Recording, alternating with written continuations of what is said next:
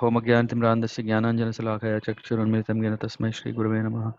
श्रीचैतन्यमनोभीष्टं स्थापितं येन भूतले स्वयं रूप कदा मह्यं ददति स्वपदान्तिकम्। वन्देऽहं श्रीगुरु श्रीयुतपदकमलान् श्रीगुरुवैष्णवं च श्रीरूपं साग्रजातं सहगणरघुनाथान्वितं तं सजीवं साद्वैतं सावधूतं परिजनसहितं कृष्णचैतन्यदेवं श्रीराधाकृष्णपादान् सहगणललित श्रीविशाखान्वितंश्च नमो विष्णुपादाय कृष्णप्रेष्ठाय भूतले श्रीमते भक्तिवेदान्तस्वामिनिधि नाम्ने नमस्ते सारस्वतीदेवे गौरवाणी प्रचारिणे निर्विशेषशून्यवादी पाश्चात्यदेशतारिणे वंशकल्पतरुभ्यश्च कृपा सिन्धुभ्येव च पतितानां पावनेभ्यो वैष्णवेभ्यो नमो नमः। हे कृष्ण करुणा सिंधो दीनबांधो जगतपते गोपेश गोपिका कांत राधा कांत नमोस्तुते। तप्त कांचन गौरांगी राधे वृंदावनेश्वरी वृषभानुसुते देवी प्रणमामि हरिप्रिय। जयो श्री कृष्ण चैतन्य प्रभु नित्यानंद श्री अद्वैत गदाधर श्रीवासदि गौर भक्तवृंद। हरे कृष्ण कृष्ण कृष्ण हरे हरे हरे राम राम राम हरे हरे। मुखं करोति वाचलं पङ्गुं लङ्घयति यत्कृपातो वन्दे गुरुदीनतारिणम्. So we are talking about what happened in the last chapter was Dhruva Maharaj being very angry that his brother was killed, and his stepmother also took the same path. She died in the separation of her child, and then this disturbed Dhruva Maharaj a lot. And then, is the background noise too much? Let me know. Then I'll close the door.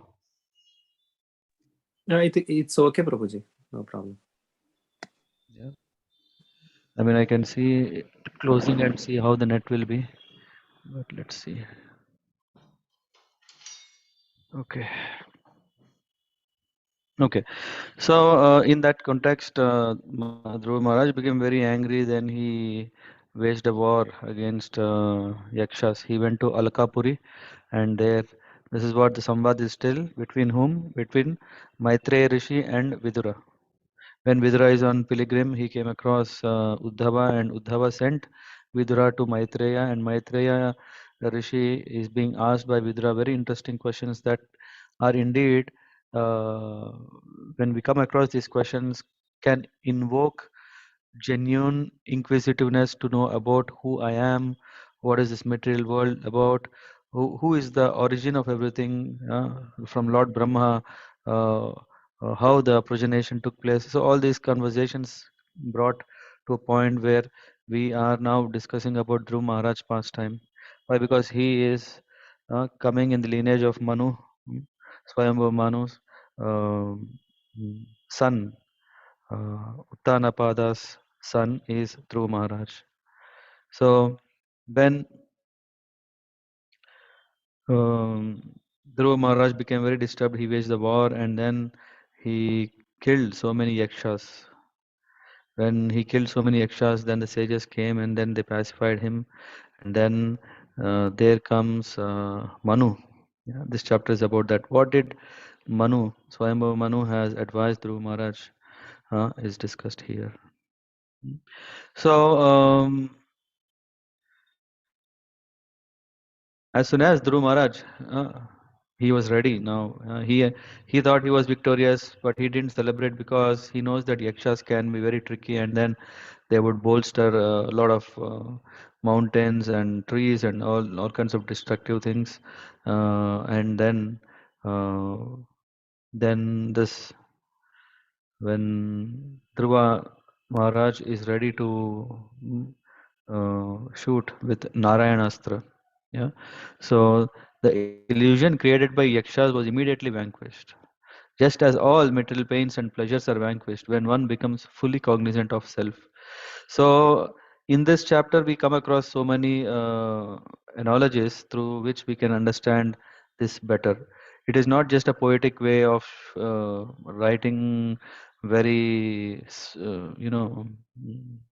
imaginative. No, it's not imaginative. It is to help us to understand and relate to the scene of the Bhagavatam, the pages of Bhagavatam which we are going through. So here it says that if we are suffering, yeah, we know in this world we are suffering out of it could be bodily disturbances or mind disturbances or social disturbance or natural disturbance. So many disturbances are there, but everything is related to what? When we associate ourselves with the body. So As soon as when we understand that I am soul, I am the spirit soul, I have no business to deal with this material body or material relationships or bodily relationship. Huh? Then we think that all these are not problem at all. I think when Dinath Prabhu and Adirasa Prabhu was conducting journey of self-discovery, there was this first thing, who am I? I think that, I don't know, one of the sessions, is it second? I think, and in that we come across that there are different kinds of bodies. There is gross body, there is subtle body. Hmm? And when we understand that these are still only a covering of the real body, which is the self, the soul, then whatever the pain that we are going through, yeah, then we are not disturbed. How to understand this? How to understand this is that we see some people who are very much absorbed in thought, very much absorbed in thought. They do not they do not experience pain. Just like if someone is driving, when his focus is fully on driving, then if some inconvenience is there due to body, then he would not really be affected by that. Or if someone has cut his finger, but if when he is completely absorbed in hearing, he is watching something or hearing something, then he is not affected by that. Similarly, when we understand that I am not this body, then whatever is connected with the body, we understand that these are anyway given. When the body is there, the body will have these things. These are the symptoms of body. These are not at all symptoms of the soul. Just when we get this understanding, then everything will disappear. Similarly, here when Dhruva Maharaj has used this Narayan Astra, in the purport, Prabhupada explains very nicely what is the Narayan Astra for us. Give me 1 second. If someone just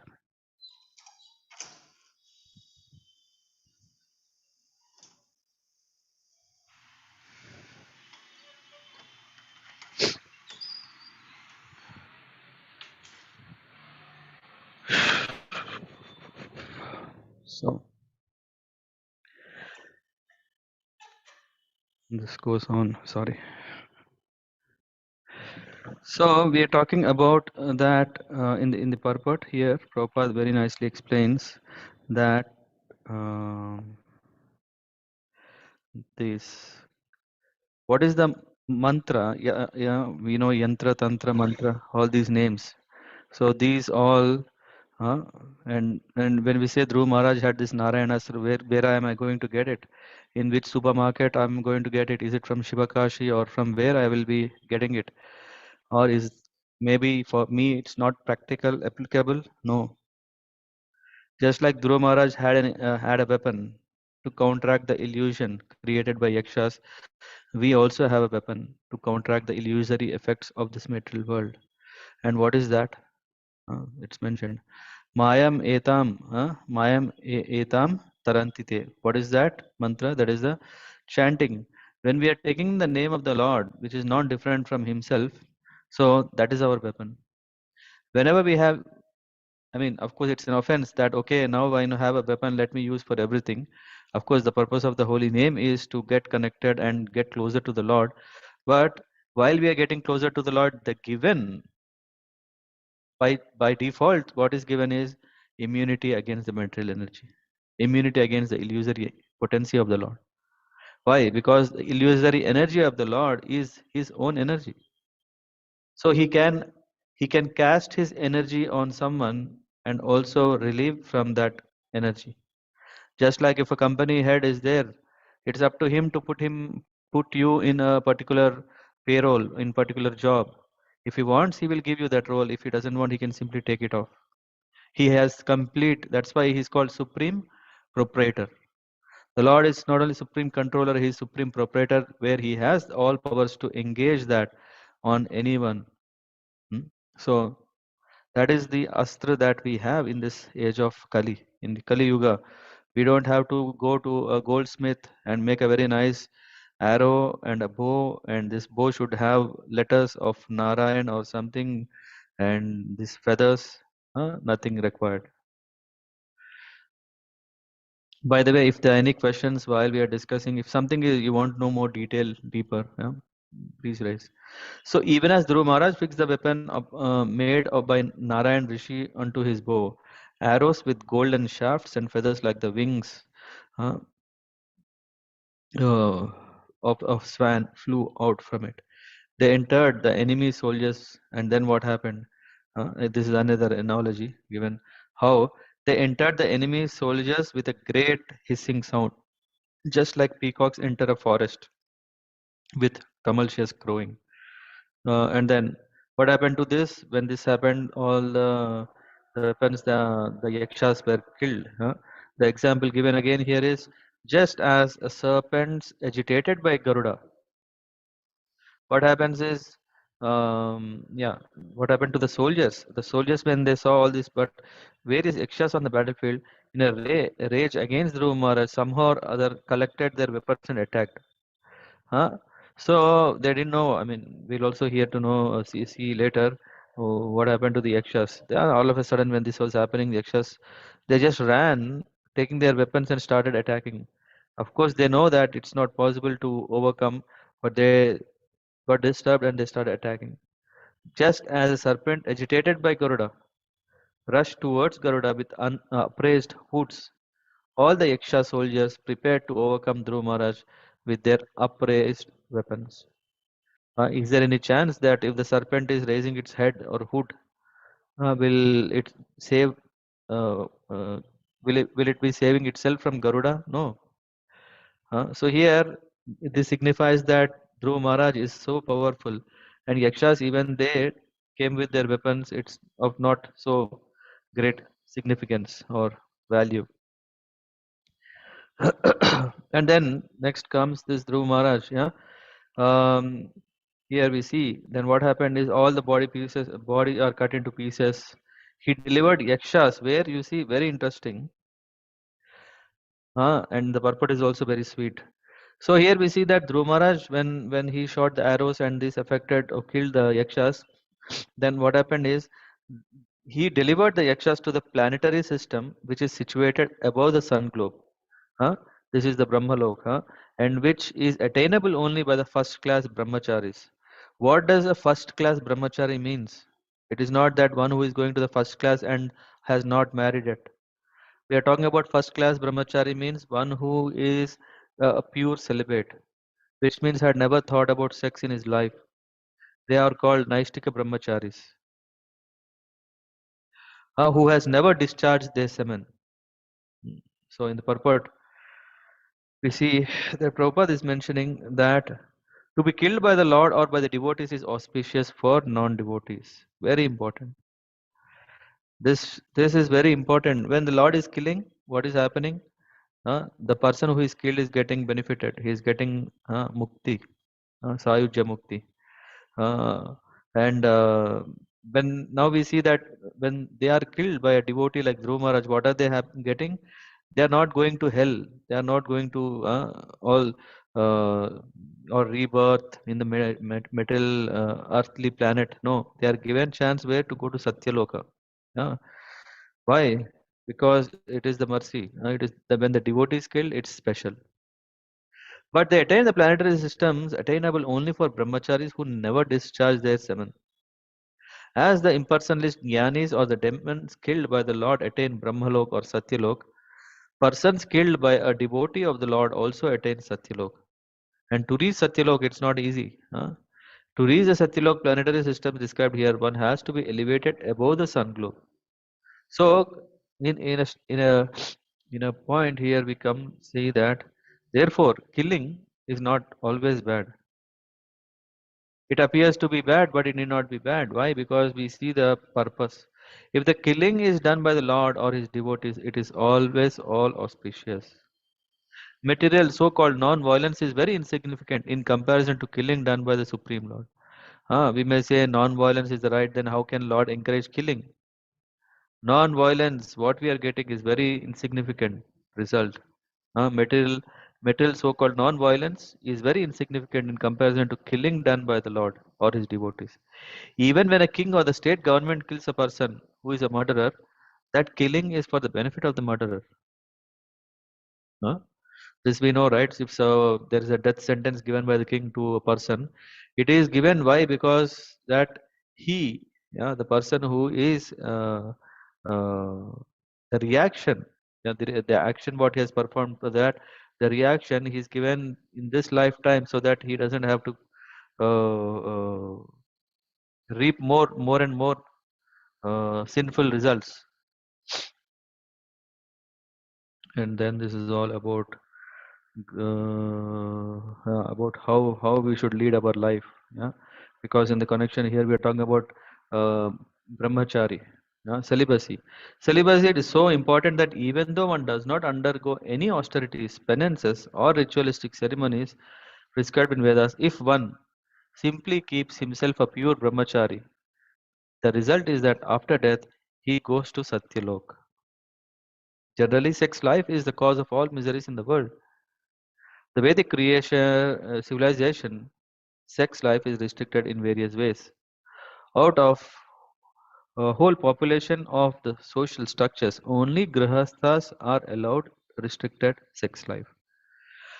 Anyway, so this is what is saying. Therefore, actually, mukti or liberation can be attained only by devotional service. Huh? Abrahma bhuvana lokan punar avartino Arjuna. So even from the top to the bottom, all the planetary system, no? Even if one goes to any planet, he has to again come back, come down. Therefore, actual mukti is not just to go to higher planets and get some relief from the suffering of lower planetary conditions. It's not like okay, झोपड़पट्टी से थोड़ा अच्छा बस्ती आ गया, बस्ती से शहर, शहर से what is शहर के बाद? Huh? Anyway, so all this just to increase our comfort, it doesn't mean that we are having mukti. The real mukti is not at all getting affected by any condition in this world.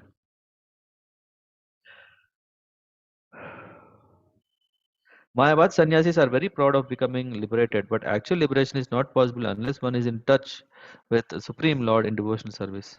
It is said, Harim Vinana Vritim Taranti. Without Krishna's mercy, no one can have liberation. This is clear.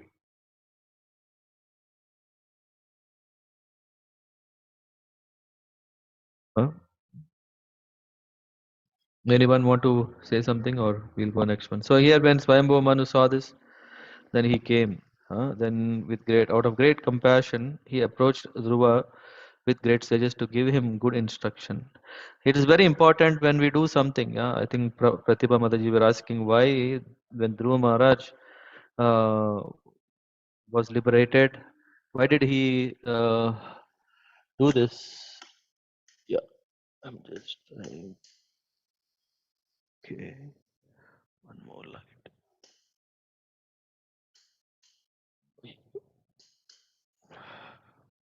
Sorry. So why did Dhruva undergo that when he was already blessed by the Lord? Huh? Why did he become angry? Let's talk about that later. First, we'll see what to do. Just like when a house is caught fire, do we want to know the source of the accident, or do we really first want to get out? What do you say? Hmm? What do we do, Pratibha Mataji, when we are living in a house and house is caught fire? First, we get out of that situation, like That is come first out thing. of Yeah, it. yeah. Right. So if someone is advising us what to do, yeah, it's a blessing. So first we look into this, and then we will see why um, actually Dhruva actually had this situation. Yeah. So here we talk about that when Swayambhuva he came and he started instructing, and this is very important in our life. I mean, this is also the message of the whole pastime of Dhruva Maharaj. Yeah? Here, this is also an important lesson for us. If we are in problem, if we are in trouble, if we are in a situation where we bang our heads but we don't find solution, it's why? Because we are uh, not able to solve the problem ourselves.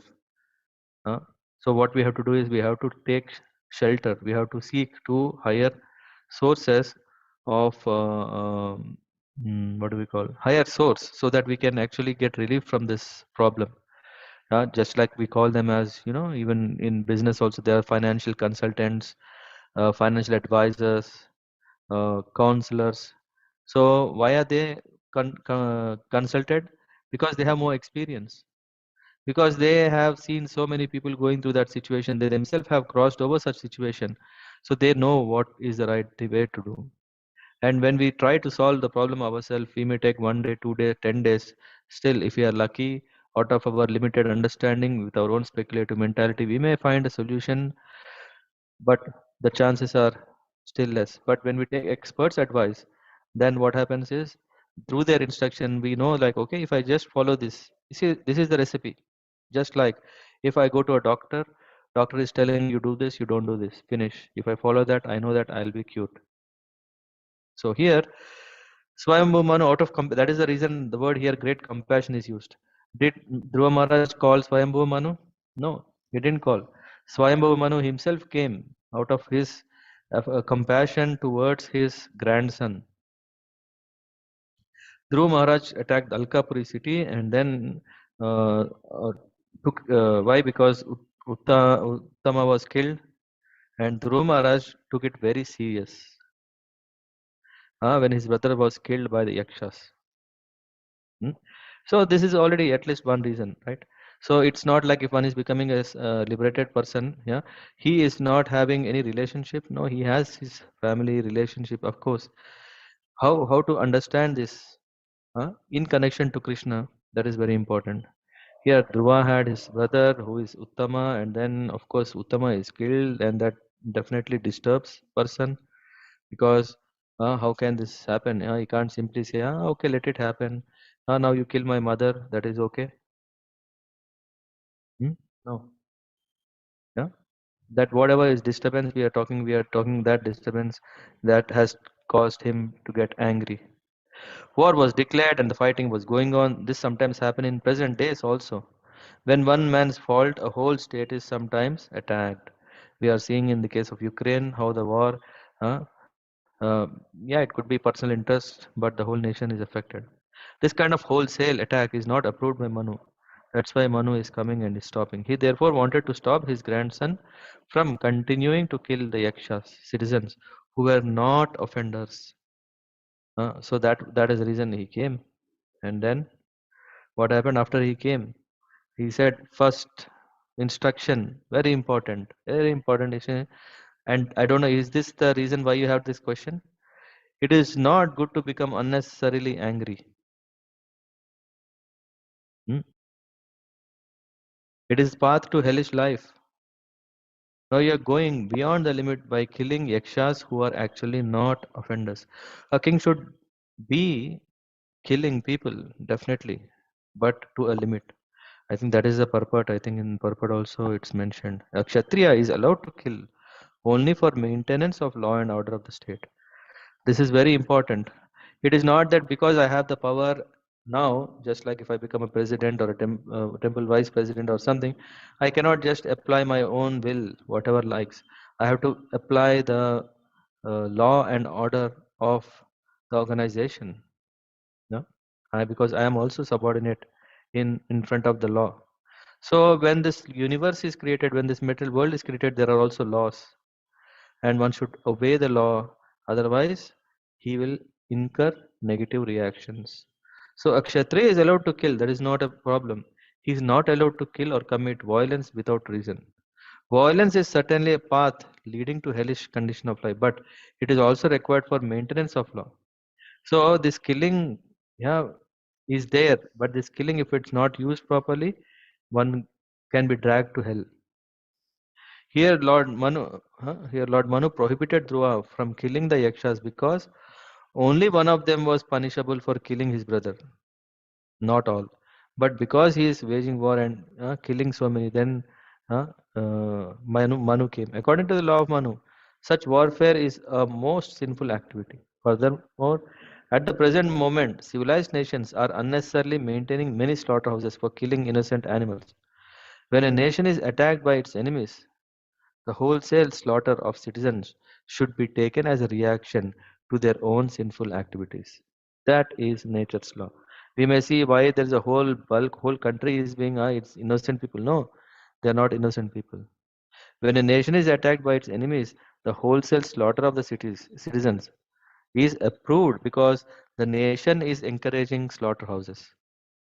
If the nation is encouraging killing of co-beings, animals are also our brothers and sisters. If they are killed, that is encouraged, then the Lord punishes. And in that, when we see a mass amount of people are being killed, that is approved.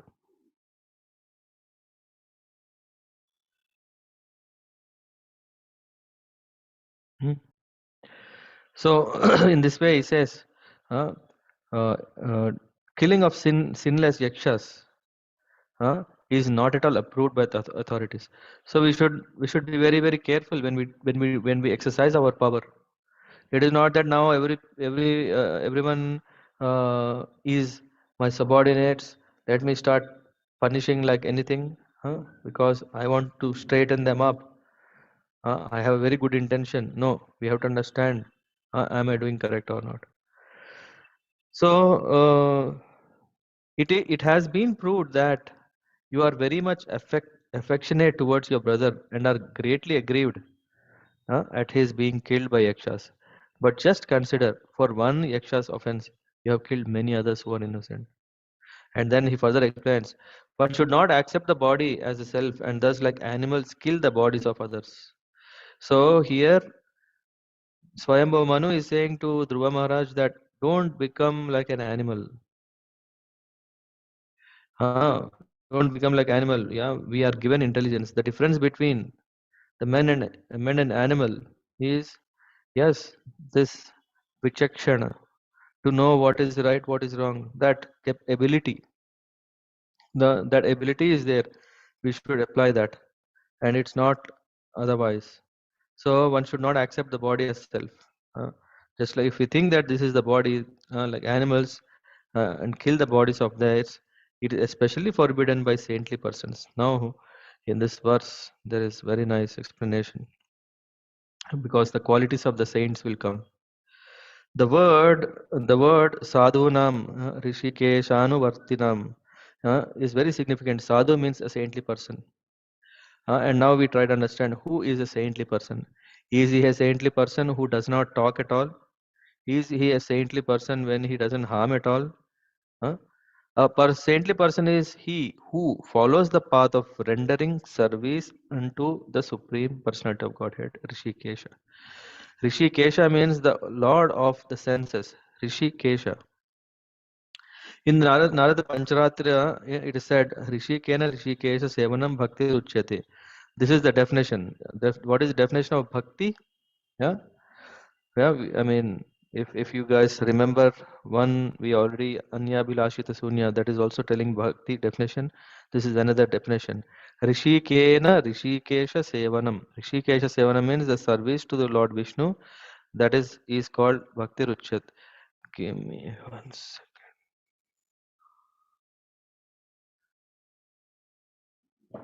So, therefore, why should a person who is already engaged in the service of Lord engage himself in personal sense gratification?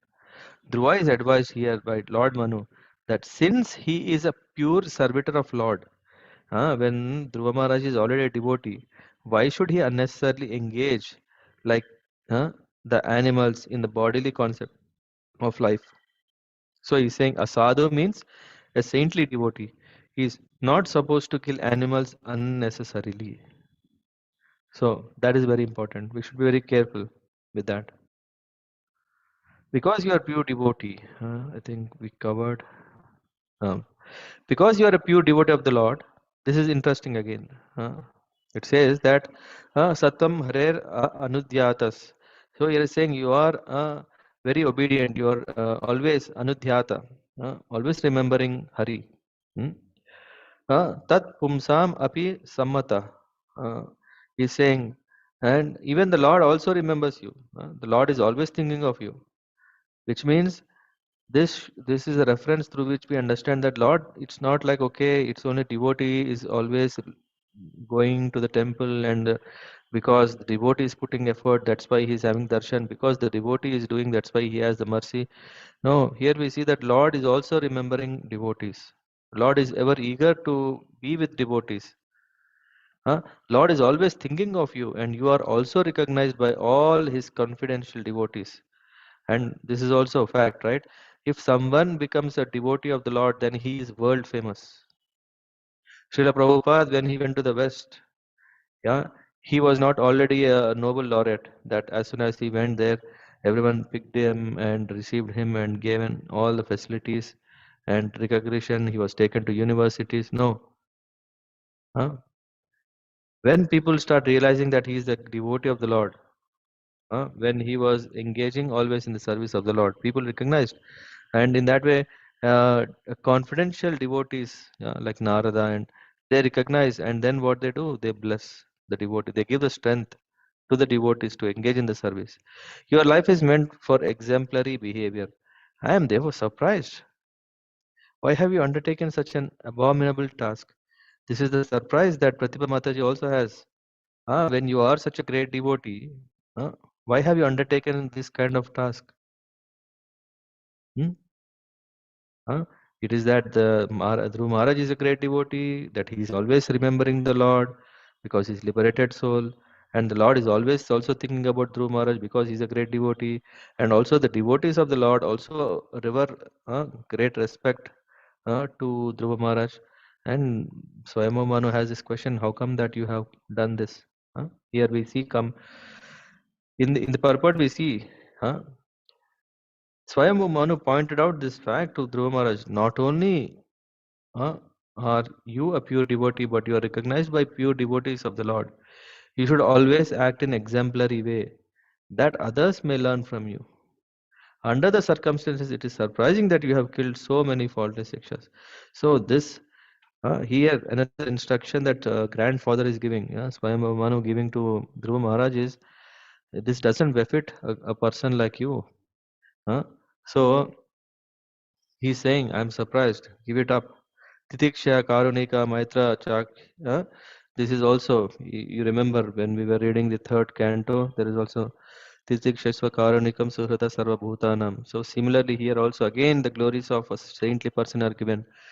Titiksha. Titikshasya, here we are talking about tolerance. Titikshaya Karunika, the mercy. Maitriya, Chakila, Chantushu.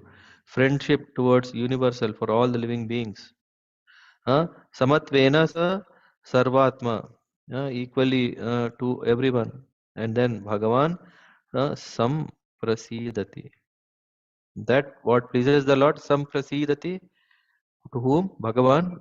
What is that we should do so that the Lord is pleased? That we should exercise what? Tolerance, mercy, friendship. Hmm? And fourth one, I think four. Tolerance, mercy, friendship, and equality. Yeah. So this is the purport. This is the purport which elaborates on this very nicely. And yeah, so there are. This is very nice, which is telling about three kinds of stages in devotional service, devotional life. I think you may know it, but I'll also repeat. The first stage, here we are talking about three. In the lowest stage, a devotee is simply concerned with the deity in the temple. We see some who are very much attracted or interested to go to temple, offer coconut, arti, archana, and all these things, or even may sponsor money for the food, and after that they go home. That's it. Yeah? That is the first stage where they are only business is to only with the Lord direct, nothing to do with anyone else. And he worship the Lord with great devotion according to rules and regulations. Yeah, there is this Navavidha Bhakti. They take one or two or three or all based on what they try to do it. Yeah, and in the second stage, the devotee is cognizant of his relationship with the Lord. In the first stage, there is no sambandha. In the first stage, there is only like, okay, the Lord is supreme, and you're going and offering all based on the rules and regulations. In the second stage, it is that there is already sambandha. And this cognizance of his relationship with the Lord. What is the relationship we know is that I am the servant of the Supreme Lord. The Lord is the master, I am the servant, and this relationship I really understand. It is not that the Lord is some independent and I am independent. No, I am part and parcel of the Lord. So all this knowledge, sambandha jnana, is there. And when one comes to this, in the second stage, the devotee is cognizant of his relationship with the Lord. His relationship not only with the Lord, but also with whom? With fellow devotees. His relationship with the persons who are innocent and his relationship with the persons who are envious. So he has a clear understanding of what, who is who. He has this ability to know who is who, and then he has a relationship with them accordingly. Sometimes the devotees are ill-treated by envious persons. Uh, if someone comes and he is yeah, we see that when Vaishnavas, yeah, when they are distributing books on the streets, so many ill treatments happen. Some pour uh, beer on their face, some break the beer bottle on their face, some beat very badly, some spit on the face. These are not something I'm creating. These are things some happened already. It is advised that an advanced devotee should be tolerant. He should show complete mercy to persons who are ignorant and innocent, either due to ignorance, covered by Maya, illusion, or innocence, because of not having the knowledge. One may do that. A preacher devotee is meant to show mercy to innocent persons whom he can elevate to devotional service. So, yeah, come on. Are we born devotees? No, we know how we were treating other devotees. So, but because they were very patient, because they gave us time, they were spending time with us, asking us how is it, how is the life. They took great care, and then that's why we are advancing. Otherwise, no chance. So, a advanced preacher, he is very keen on uh, giving time and this valuable wisdom through which a person who is ignorant and innocent can come to the path of bhakti. Everyone by constitutional position is an eternal servant of the Lord. That relationship is anyway there, but one is forgotten that. Therefore, a devotee's business is to awaken everyone's Krishna consciousness. That is his mercy. That's what we are talking about mercy. Yeah, even in spite of someone coming and attacking, or someone is not giving any rupee, what is he doing? He's very freely distributing the message of the Lord. As far as devotees' treatment of other devotees who are his equals, he should maintain friendship with them. His general view should be to see every living entity as part and parcel of the Supreme Lord. Different living entities appear in different forms of us, but according to the instruction of Bhagavad Gita, a learned person should see all equality. Pandita Samadarshinaha. It is therefore said that a saintly person is always tolerant, merciful, he is friend to everyone, never an enemy to anyone, and he is peaceful. These are some of the good qualities of devotee. And then we come to this. Any question? Prabhuji, generally you have, it is said that 3 stages, right? But in the previous purport, only 2 stages are covered, right? 3 are covered, na? Advanced is seeing always his part and parcel. Oh, okay. A pure devotee, as a pure devotee, does not know anything beyond the Lord. So the Lord does not know. No, sorry. Wait a second. The preacher in the advanced stage, therefore, the Krishna, that is mercy. Wait a second. For a devotee's treatment is different living entities appear. Such treatment. Yeah, give me a second. Third one is one is the lowest, the second stage. Yeah. The devotee is cognizant Yeah, of his relationship, that second stage. this is the second stage, correct? That's the third stage is that to it's not here. Yeah, the third stage here will be when we're talking about Uttamadhikari, Kanishta, Madhyama, and Uttamadhikari. The Uttamadhikari is he is not worried with the envious people. Yeah, at least in the second stage, we have to be careful with people who are envious. Third stage, he knows who is who, and he can give the Bhagavad Vidhi to them, so that what is happening is they are able to be blessed. It doesn't matter. Just like Prabhupada, when he went There were people who were drunkard, people were ready to hit him, beat him, and but Prabhupada, they have full-fledged mercy, the topmost level. What they do is they're always in service of the Lord 24/7, and they have the power to engage anyone in the path of devotion. That is the third. Okay, Prabhuji. Thank you. Hare Krishna. Hare Krishna.